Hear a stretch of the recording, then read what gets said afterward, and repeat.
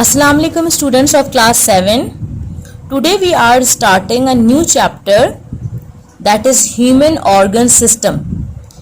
Previous chapter हमने जो इस ख़त्म किया है that is nutrition. हमने nutrition के तमाम topics भी देख लिए और अब उसके जो है वो MCQs मैं आप लोगों को दूंगी.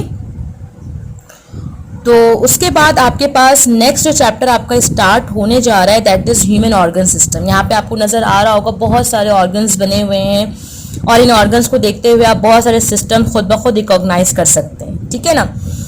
लंग्स है तो रेस्पिरेटरी सिस्टम है, स्टमक है तो डाइजेस्टिव सिस्टम है. आपके पास ये जो प्रोसेस दिया हुआ है आपकी सेंसेस का 5 सेंसेस सिस्टम आपको गिवन है. तो सिंपल आपके पास ह्यूमन ऑर्गन सिस्टम में हम आज जो ऑर्गन स्टडी करेंगे दैट इज डाइजेस्टिव सिस्टम. ठीक है. सबसे पहले और बहुत बार आप प्रीवियस क्लासेस में भी पढ़ के आ चुके हैं, समझ के आ चुके हैं कि डाइजेस्टिव सिस्टम क्या होता है, क्योंकि इसके नाम से पता लगता है कि इसका मतलब है डाइजेशन का प्रोसेस यहाँ पर हो रहा है. ठीक है. डाइजेशन मीन यानी कोई चीज़ ऐसी है जो कि कॉम्प्लेक्स फॉर्म से सिंपलर फॉर्म में कन्वर्ट हो रही है.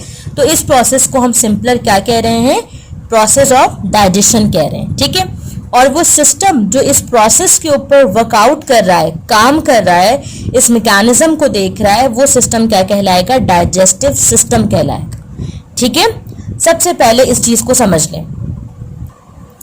Now come to the human digestive system. यहाँ आपको नजर भी आ रहा है ड्रॉ हुआ हुआ ह्यूमन डाइजेस्टिव सिस्टम जो कि आपकी बुक में पेज नंबर 95 पे मौजूद है. डाइजेशन का प्रोसेस क्या है, सिंपल, जिसमें complex molecules will be convert into a simpler molecules with the help of the different enzymes. ठीक है. एंजाइम्स वर्कआउट करेंगे, केमिकल वर्कआउट करेंगे, जिसकी मदद से क्या होगा, जितने भी कॉम्प्लेक्स मॉलिक्यूल्स हैं वो किस में कन्वर्ट हो जाएंगे, सिंपलर मॉलिक्यूल में. जैसे यहाँ पे आपकी फर्स्ट लाइन पे आपको यहाँ पे दिया गया है कि शुगर है, अमाइनो एसिड्स हैं, फैटी एसिड्स हैं. ये वो चीज़ें हैं जो कि आपके पास सिंपलर फॉर्म है, लेकिन जब हम इसको खाते हैं तो ये कॉम्प्लेक्स फॉर्म में होती है. जैसे कि फॉर एग्जांपल ये जो शुगर है ये कार्बोहाइड्रेट की फॉर्म में होगी, अमाइनो एसिड्स हैं ये प्रोटीन्स की फॉर्म में होंगे, फैटी एसिड्स हैं ये फैट्स की फॉर्म में होंगे. यानी कि हम जब कोई चीज़ खाते हैं तो वो किस लिखा है, the food we eat in the form of complex molecules. यानी जब भी हम कोई चीज़ खाएंगे तो वो किस फॉर्म में होगी, कॉम्प्लेक्स मॉलिक्यूल्स की फॉर्म में होगी.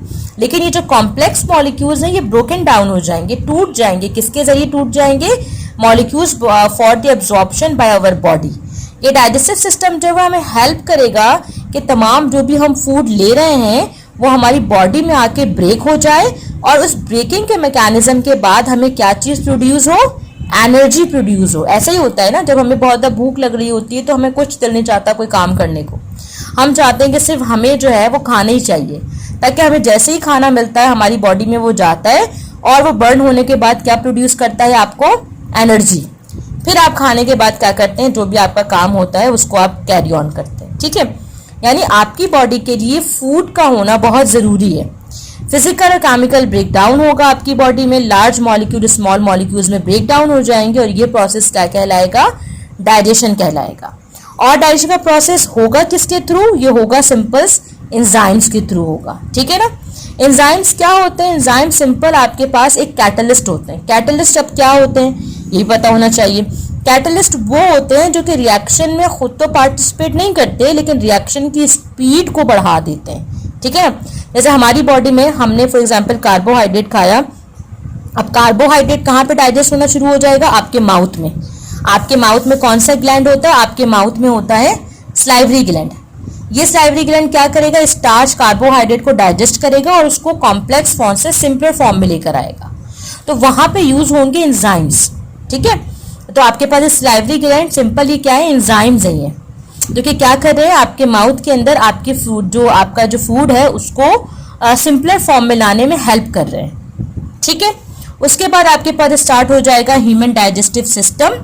ह्यूमन डाइजेस्टिव सिस्टम में सबसे पहले the process of digestion. Process of digestion जो फूड डाइजेशन का प्रोसेस है, जब हम कोई चीज़ खाते हैं वो स्मॉल मॉलिक्यूल्स में कन्वर्ट हो जाती है, ये प्रोसेस आपके पास डाइजेशन कहलाता है और सिस्टम क्या कहलाएगा, डाइजेस्टिव सिस्टम कहलाएगा. ठीक है. अब ये डाइजेस्टिव सिस्टम आपके पास कंसिस्ट करेगा बहुत सारे पार्ट्स में. ठीक है ना. स्टार्ट तो होगा आपके माउथ से. कहाँ से स्टार्ट होगा, आपके माउथ से स्टार्ट होगा. यानी यहाँ से माउथ से स्टार्ट हुआ, माउथ से आपके पास, माउथ में आपके पास टंग होंगे, टीथ होंगे और साथ में ये स्लाइवरी ग्लैंड होगा। जो टीथ होगा आपका वो आपका मैकेनिकल डाइजेशन करेगा। मैकेनिकल का मतलब जैसे मशीन है, मशीन काम करती है तो कोई एनर्जी प्रोड्यूस होती है, इसको मैकेनिकल एनर्जी कहते हैं। सेम यहाँ पे आपके जो टीथ है वो अप डाउन मूव होंगे, च्यूइंग का प्रोसेस करेंगे, ब्रेक डाउन करेंगे, वो कहलाएगी मैकेनिकल डाइजेशन। ठीक है। अब उसके बाद आपका आपने जो फूड खाया है अगर वो हार्ड है तो सिंपल उसको सॉफ्ट भी तो होना है ना, जब तो आपके ये ऑसोफेगस से होता है वो अंदर जाएगा। अगर बहुत ज़्यादा हार्ड होगा तो आप उसको कैसे अंदर जो है वो स्वाइल करेंगे, ठीक है ना।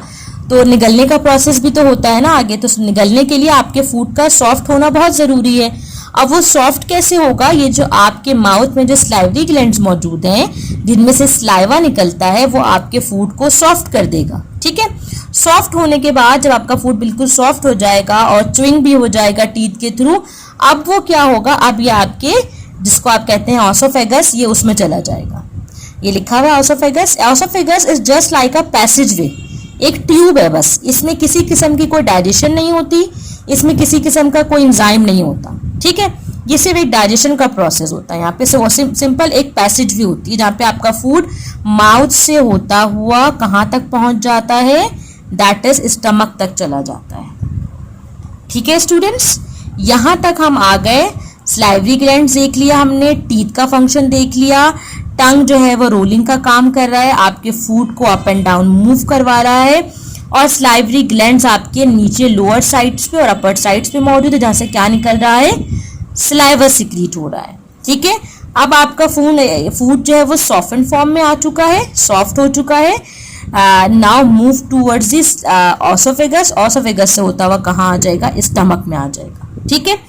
अब जैसे ही आपके पास ये स्टमक में आएगा तो स्टमक में क्या होगा, स्टमक में होंगे आपके पास बहुत सारे एंजाइम्स। ठीक है। जिसको आप कहते हैं गैस्ट्रिक जूसेस कहते हैं, जिसमें HCl होता है, हाइड्रोक्लोरिक एसिड होता है और साथ में आपके पास ट्रिप्सिन होता है और पैप्सिन होता है। ठीक है। अब यहाँ पे डाइजेशन का प्रोसेस होगा, डाइजेशन इस यहाँ पे कंप्लीट होगी। यहाँ पे जो है वो जो स्टमक है आपका वो प्रोपेलिंग मैकेनिज्म करेगा, कॉन्ट्रैक्ट होगा, रिलैक्स होगा और तमाम चीज़ों को डाइजेस्ट करेगा। ठीक है। उसके बाद ये आपको नज़र आ रहा होगा एक सामने जो है वो ब्राउन कलर का, दैट इज लिवर। लिवर के साथ पीछे की तरफ एक लीफ शेप का होता है, that is known as a pancreas. और लिवर के साथ में ही होता है गॉल ब्लैडर, जो कि आपके फूड में जितनी भी फैट होनी, चिकनाई जो होती है उसको डाइजेस्ट करता है। ठीक है। उसके बाद आपका जो फूड है वो डाइजेस्टिव स्टमक से होता हुआ स्मॉल इंटेस्टाइन में आएगा। यहाँ पे फूड की डाइजेशन कंप्लीट हो जाएगी और फिर जो भी आपके पास अनडाइजेस्टेड फूड है जो रह जाएगा वो आपके पास कहाँ चला जाएगा, लार्ज इंटेस्टाइन के पार्ट से होता हुआ, एनस से होता हुआ बॉडी से स्क्रीट आउट हो जाएगा। ये आज हमने इस पिक्चर के थ्रू सुपरफिशियली तमाम फंक्शंस को लर्न कर लिया है। ठीक है। लेकिन हम इसको नेक्स्ट क्लास में डिटेलिंग में देखेंगे। मैं आपको इसका होमवर्क भी सेंड करूंगी, आप इसका होमवर्क भी कीजिएगा। लेकिन हम इसको एक बार नेक्स्ट क्लास में डिटेलिंग में तमाम ऑर्गन्स के तमाम फीचर्स को स्टडी करेंगे। ठीक है। तो प्लीज़ स्टूडेंट्स बुक ज़रूर रीडिंग कीजिए, बुक को थॉरली रीड कीजिए ताकि आपको चैप्टर अच्छे से समझ में आ जाए। ओके स्टूडेंट्स, थैंक यू, अल्लाह हाफिज़, टेक केयर।